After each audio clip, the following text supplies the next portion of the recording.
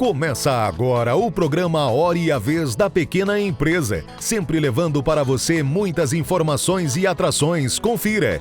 O advogado Piraci Oliveira comentando a aprovação pela Câmara dos Deputados da medida provisória que trata das novas regras de modernização do ambiente de negócios no Brasil.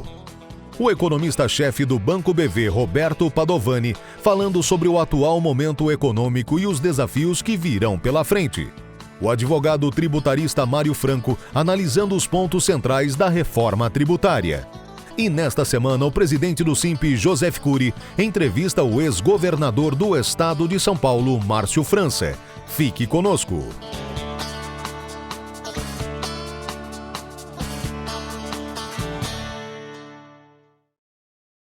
Olá!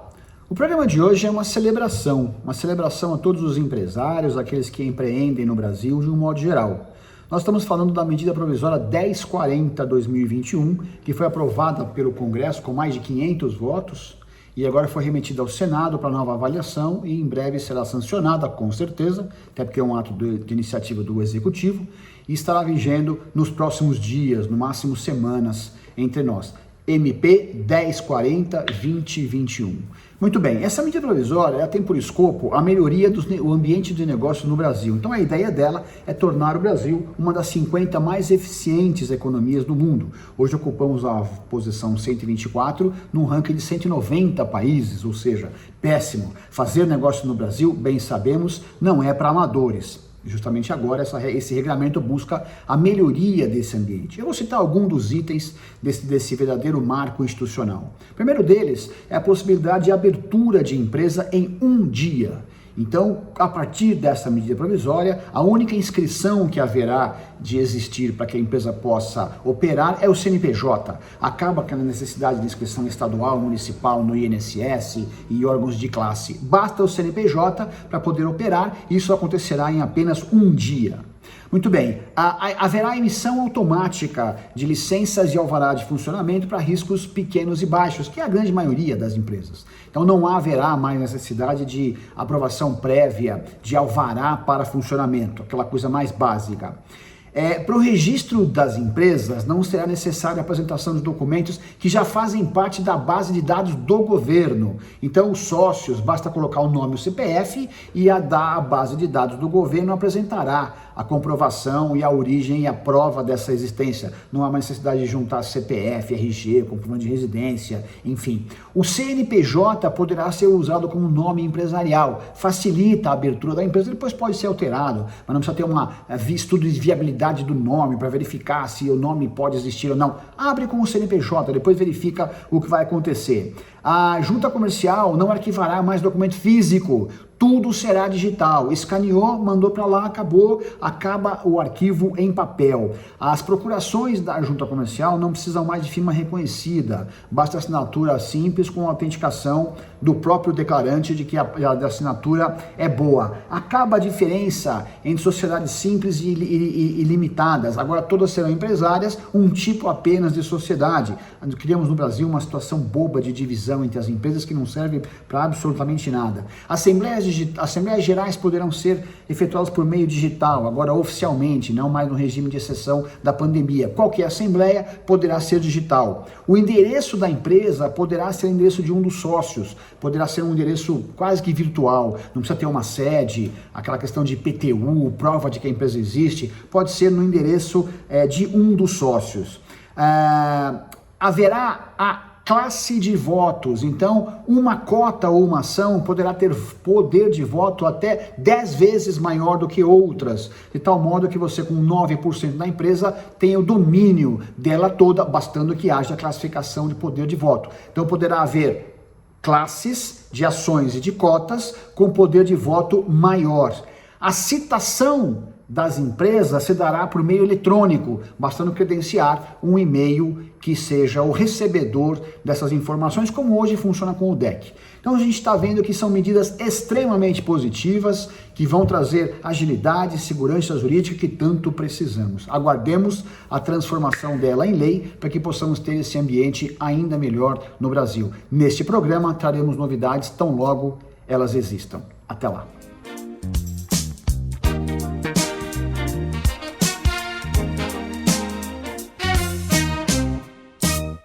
Bom, passados 6 primeiros meses do ano, a gente já tem uma noção de qual que é o jeito da economia brasileira em 2021. A gente aprendeu que a economia mundial cresce a um ritmo muito forte, isso eleva preços de matérias-primas e como o Brasil é um grande exportador, isso beneficia o crescimento local. Além disso, a gente tem visto o Banco Central subir taxa de juros, mas os juros reais, quando se desconta a inflação, ainda estão nos seus patamares mais baixos em 20 anos, o que ajuda vários setores, como o mercado imobiliário, por exemplo. E por último, a gente tem o avanço da vacinação. Finalmente a coisa caminha bem e a gente consegue reabrir vários setores da economia. Essa combinação de preços de commodities em alta, juros reais em níveis baixos e vacinação faz com que a economia brasileira ande. O que a gente aprendeu também é que esse processo de retomada está sendo acompanhado por uma inflação alta, no Brasil e no mundo. No Brasil não é diferente. E essa inflação mais elevada, que é explicada por vários choques sucessivos, implica alta de juros. A gente está vendo isso no mundo e estamos vendo também aqui no Brasil. Portanto, o resultado é que a gente, olhando para 2021, sabe que temos uma economia retomando de maneira mais forte que imaginado, inflação em alta e juros mais elevados. Isso aí não vai mudar muito nos próximos meses. O que temos agora, no entanto, é que olhar alguns desafios, e há 3 desafios importantes à frente. O primeiro deles, a gente já conhece, é a crise hídrica. Tem chovido pouco, isso pressiona a nossa matriz energética, eleva custos e pode trazer ruídos políticos. A gente vai ter que acompanhar melhor esses processos, como é o regime de chuva, principalmente o que acontece depois de novembro, quando é o período úmido, e aí se deveria superar esse processo, mas há uma expectativa até que a seca continue. Portanto, crise hídrica é uma coisa que está no radar, mas não é o principal desafio nosso. O principal desafio nosso é a taxa de juros nos Estados Unidos. Como a economia norte-americana está muito aquecida e os juros são muito baixos, é natural que o Banco Central norte-americano sinalize um processo de elevação de juros. Só que toda vez que ele faz isso, isso pressiona o dólar, aumenta o risco nos mercados emergentes e o Brasil, como tem uma dívida pública muito elevada, pode sentir mais os impactos desse cenário global. Portanto, a gente tem que estar muito de olho no Banco Central norte-americano. E por último, olhando para 2022, a gente tem eleições no Brasil, que devem ser eleições competitivas e eleições acompanhadas por um debate econômico bastante tenso e polêmico. Tudo isso faz com que a gente tenha um ambiente muito mais instável, muito mais volátil, principalmente nos mercados financeiros. Não vai afetar de maneira dramática o crescimento econômico, mas certamente vai trazer turbulência pelos próximos meses.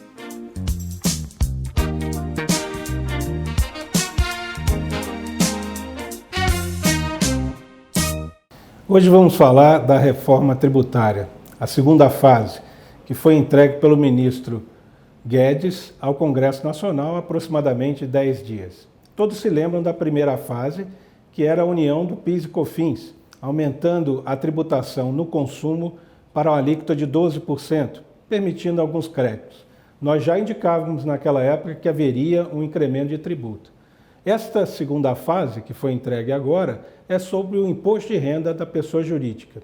E vem com a novidade da tributação sobre lucros e dividendos, o que desde 1996 não acontecia no Brasil.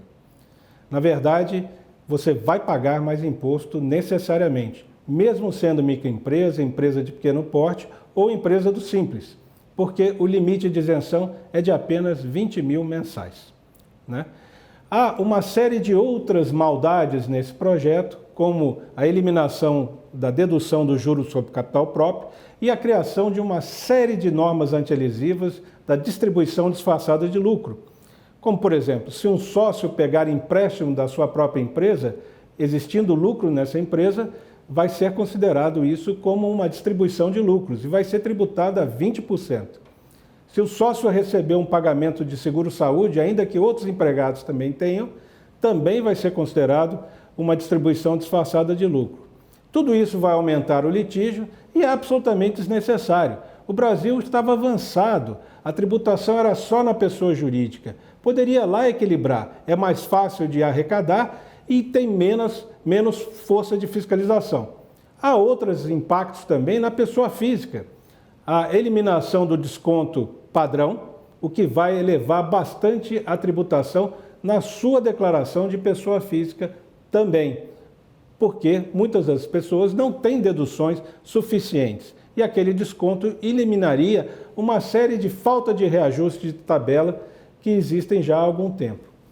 Ou seja, vamos pagar mais imposto. É importante que durante esse período até dezembro, que que se exerça uma atividade política forte no Congresso para reduzir a carga que está sendo proposta nesse projeto.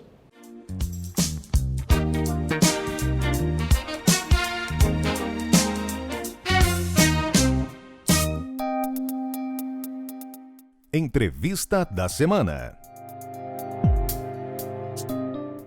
O nosso convidado de hoje é o Dr. Márcio França, ex-governador do estado de São Paulo. É um prazer tê-lo conosco. Prazer é todo meu voltar a falar com você, com todos os amigos que estão nos ouvindo e voltar a criar expectativa positiva, né? A gente, além de tudo, precisa sempre estar com esperança aí de coisas novas acontecendo. Foram anos muito duros e muita gente acabou com dificuldade, em especial pequenos, microempreendedores, industriais, empresários, que sofreram bastante sem tantas ajudas como outras áreas da economia, né? É verdade. Analisando o quadro, com a sua experiência acumulada, qual a sua análise do Brasil hoje? Olha, Corina, nós estamos tendo um problema grave mundial, evidente, por conta da questão da situação da saúde pública. Mas no Brasil, em especial, e em São Paulo, muito mais especial, nós erramos muito, né? Houve muitos erros na condução política, administrativa, e não houve antecipação a fatos, o que era importante. Quando começou o episódio lá em 2019, na China, era totalmente previsível que ele fosse atravessar os continentes e ia chegar aqui. Então, qualquer um que tivesse um pouquinho de experiência teria feito mecanismos antecipados, né, que não foram feitos, fizeram exatamente o oposto. Me recordo que em São Paulo foi convocado pelo governador e pelo prefeito da época, né, o maior carnaval do mundo, 3 milhões de pessoas na rua, a pandemia correndo solto e a gente fazendo carnaval. Ia dar o que deu, né? Depois aquela história, fecha ônibus, rodízio de carro, fecha, manda a pizzaria abrir na hora do almoço. Enfim, parece coisa de gente que não estava muito com experiência, né? E aí nós tivemos graves problemas no ano passado. Ainda houve muito recurso que acabou sendo despejado do orçamento, né? Especialmente do governo federal, mas não é suficiente, né? Porque eu vejo agora o reflexo, nós ainda vamos ter muito para frente, porque muita gente quebrou, tem dificuldade de se manter, o sujeito está com alguma esperança de recomeçar, mas tem que ter ajuda financeira, ajuda estatal, é assim que funciona em todo lugar do mundo, né? Quer dizer, você tem que, por exemplo, não se fez uma redução de impostos, ao contrário, São Paulo aumentou o ICMS, né? De praticamente todas as áreas, né? Aumentou o ICMS, quer dizer, agora está aumentando o pedágio, quer dizer, é totalmente incompatível. O presidente agora, para poder compensar a situação financeira, está fazendo um outro aumento também de imposto, quer dizer, isso não vai resolver o problema e vai estrangular ainda mais quem gera emprego, né, desanimando as pessoas. Por isso cria esse caldo ruim que nós estamos vivendo. Mas claro que, como o patamar está muito baixo, as vacinas estão avançando, a tendência é a economia crescer 5, 6 pontos a partir do ano que vem, e a gente então vai ter uma retomada. Temos que pensar sempre que se o corona tem um número 19, é porque certamente pode haver um 22, 24. Nós temos que nos precaver com fatos assim. E em São Paulo, mais do que todo mundo, porque nós temos um grande investimento em pesquisa, tecnologia. São Paulo é um dos lugares no mundo que mais se investe nisso. A gente investe mais em pesquisa e tecnologia do que alguns países. Então, São Paulo tem que estar sempre na vanguarda. Na sua avaliação, hoje o país discute a reforma tributária e, com ela, o aumento da carga tributária, que incide sobre todas as empresas, micro, pequenas, médias, grandes multinacionais. Qual a sua avaliação, governador? Então, o erro, o equívoco que já se faz há muito tempo, de você tentar cobrir o cobertor da maneira equivocada, né? Você pode levar em consideração, por exemplo, que hoje as emendas, por exemplo, parlamentares, impositivas, que antigamente era 1 milhão, 2, hoje está em 14 ou 15 milhões por parlamentar.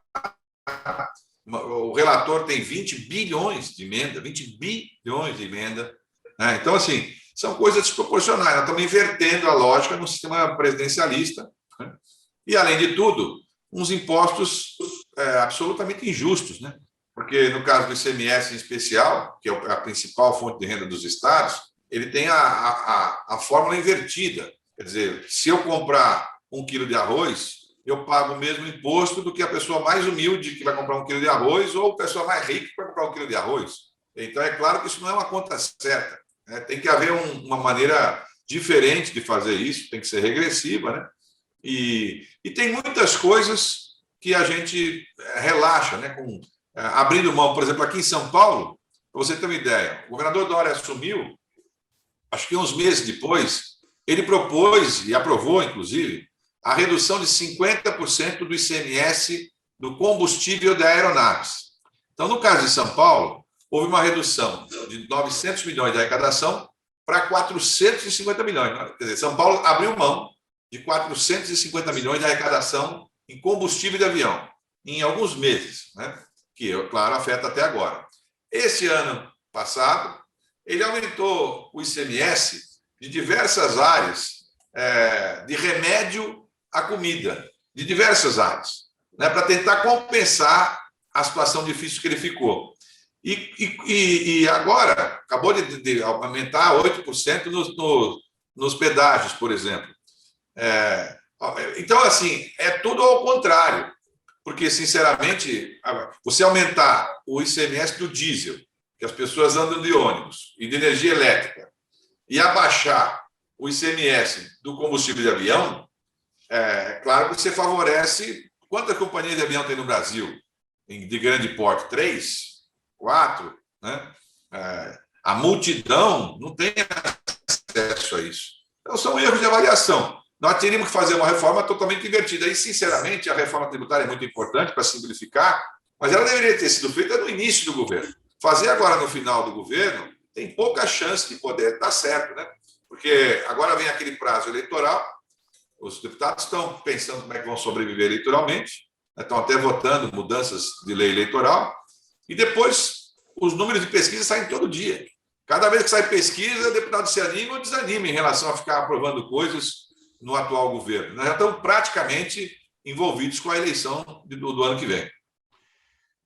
Hoje, um dos maiores problemas apontados pela nossa pesquisa Datafolha é que os custos e a inflação está galopante e salário não acompanha, e nós estamos tendo perda de poder aquisitivo, claro, afetando diretamente consumo e afetando emprego.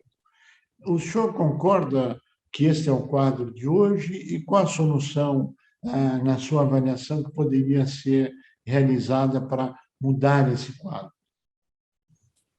Bom, o Brasil tem uma tradição já que a gente acaba quase que se acostumando, né? Nós sempre fomos um país com muita vocação agrícola, pecuária, rural, porque nós temos uma grande extensão, um clima muito bom, né? O Brasil, lembrando que 500 anos atrás, quando os portugueses chegaram, as capitanias que prosperaram eram São Vicente e Pernambuco, a da cana-de-açúcar. Faz 500 anos e São Paulo ainda é o maior produtor de etanol do mundo, né? Então, ou seja, nós ainda temos essa tradição. Mas seria muito importante ter um planejamento para nós termos toda a cadeia completa. Quer dizer, se a gente produz soja, nós temos que produzir a soja de ponta a ponta e entregar depois a soja já totalmente industrializada. Se a gente produz carne, somos o maior produtor de proteína do mundo, nós temos que ter essa área de ponta a ponta no nosso país, para não mandar emprego junto. Quando eu exporto o boi vivo, eu uso aqui o terreno grande do Brasil, mas eu mando emprego junto com o navio para outro lugar. Então, falta uma estratégia para isso, né? E, claro, não estou dizendo que é simples, mas no meio de uma situação de pandemia e com gente muito inexperiente gerenciando, eu acho que isso ficou meio claro a partir dessa eleição. Todo mundo chateado com a política acabou procurando alternativas que fossem de outros lados, né? Gente conhecida, que era bom empresário, ou bom não sei o que lá. E acontece que, quando chega na hora de uma confusão, se você tiver um avião e tiver uma turbulência bem grande, com vento, e vai ter que pousar num aeroporto pequeno, as pessoas vão procurar alguém com mais experiência, porque Você não vai entregar a sua vida na mão de quem não tem, porque eles não estavam acostumados a passar por uma dificuldade. Eu me recordo que eu assumi o governo de São Paulo, uns dias depois houve aquela greve do caminhoneiro, você se lembra, Curi? Como é que foi? Parou o Brasil inteiro, enfim. E eu ligava para um, o pessoal falava, olha, Márcio, não se meta nisso. Como eu não vou me meter? Sou governador, vou deixar parar o Estado? Você tem que... Você elege os políticos para resolver problemas, não para criar problema. Né? Então, eles têm a obrigação de se antecipar aos problemas. E não foi feito. A gente ficou meio que na maré, boiando. Né? E nós estamos até agora, boiando na maré. O que tem que ter agora é preparar para essa outra fase. Começou agora, então, a vacina com mais rapidez. Por exemplo, o que nós vamos fazer com os milhões de crianças da rede pública que simplesmente não tiveram aula nenhuma? Não é mentira a aula à distância, porque grande parte da população não tem computador, não tem Wi-Fi, não tem internet. Então, nós vamos pular 2 anos na vida dessas pessoas? Vai ficar mais injusto ainda. Então, nós temos que preparar isso. Nós temos que nos preparar. Quantas pessoas adiaram cirurgias, problemas, enfim, por conta da pandemia? Isso tudo vai desaguar no começo do ano, né? Que as pessoas vão voltar à sua vida normal. Então, nós precisamos nos preparar para esse sentido. E tem que ter criatividade. Né? Sem criatividade, o poder público fica muito incomum. É como você falou, o que eles fazem? Não, aumenta imposto que a gente arrecada mais. Só que tem uma certa hora que a capacidade de cobrança também não consegue, o sujeito quebra. Aí também não paga. Então, na verdade, você não arrecada, você pensa que vai arrecadar, é igual o Dória aumentando todos os ICMS. O aumento de venda do comércio de automóveis usados, eles aumentaram 130% o ICMS. 130%. Veja, não é normal, no meio de uma situação dessa, você aumentar 130%, ou seja, é para a pessoa não pagar. Aí a pessoa não paga, começa a ter um problema jurídico para você discutir. Então, falta criatividade. Né? Nós estamos chegando no final do nosso tempo e eu faria a última pergunta, que é, na sua avaliação, nós temos hoje um cenário anunciado na grande imprensa de conflito entre o executivo, o legislativo, o judiciário e assim por diante.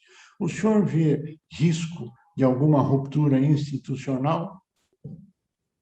Não vejo. Eu acho que, desse ponto, a eleição americana meio que tirou essa possibilidade de qualquer tipo de risco. Acho que vamos ter o processo. É claro que cada um vai tentar fazer do seu jeito, à força, enfim, mas o processo o que der nas urnas é o que der nas urnas. Né? O problema é que até as urnas nós temos 1 ano e meio ainda, né? E nós temos que sobreviver nesse 1 ano e meio. Né? Eles têm que ser mais criativos. Colocar recurso na mão das pessoas, né? R$200, aumenta esses valores, põe mais recurso, ajuda os empresários que tiveram dificuldade. Por exemplo, tira o ICMS, governador, tira o ICMS, a prefeitura, tira o IPTU, o ISS dos pequenos empresários que fecharam, que não têm condição de reabrir, tira por um período na energia elétrica, né? Nas coisas que eles trabalham. Eu vi outro dia uma empresa acho que foi de cerveja, que financiou para os pequenos comerciantes, ela está dando 1 ano de aluguel para o sujeito, para ele pagar o aluguel. Que gesto bacana. Quer dizer, a pessoa vai lembrar disso para sempre. Por que o Estado não pode também fazer essa parte dele de incentivar? Eles fingem que não é com eles. E você anda pelas ruas e vê essa quantidade. Em especial vocês que são dos pequenos e médios empreendedores, industriais e empreendedores, sabem uma coisa, 70% dos empregos estão aí. Né? Quando vocês desanimam, qualquer errinho aí, 10% é 7% a menos. Né? As pessoas querem empreender. Agora, elas precisam ter um governo que elas acreditem, que elas se sintam seguras. Né? Com tantos erros ao mesmo tempo, e com essa coisa de ficarem brigando para ver quem vai ser o presidente, não sei o quê, antes de chegar no processo eleitoral, eles desanimam as pessoas. A única vantagem é essa, que democracia, a cada 4 anos você tem a chance. Se a pessoa mentiu para você, você pode não votar de novo, e aí, enfim, vem outro, e assim vai. Né? É o que a gente espera. Ano que vem tem eleição, a gente espera isso. Márcio França, nós queremos agradecer muito a sua participação, pelos seus posicionamentos. Esperamos que a democracia prevaleça, e é o que nós estamos fazendo, e, mais uma vez, agradecer a sua participação no nosso programa. A você que esteve conosco, o nosso mais profundo agradecimento, com a certeza que estaremos juntos na semana que vem. Até lá! Com o avanço da tecnologia digital, as informações estão na palma da mão. Vídeos, e-books, tutoriais, podcasts. Mas de que serve tanta informação se nós não temos tempo para filtrar o que realmente é de qualidade? Os cursos à distância da Capta têm curadoria e são focados no desenvolvimento pessoal e profissional. No que você é bom, para a Capta te deixar ainda melhor. Modernize o seu conhecimento e aplique no seu dia a dia. Vem aprender com a gente, Capta, o portal do conhecimento.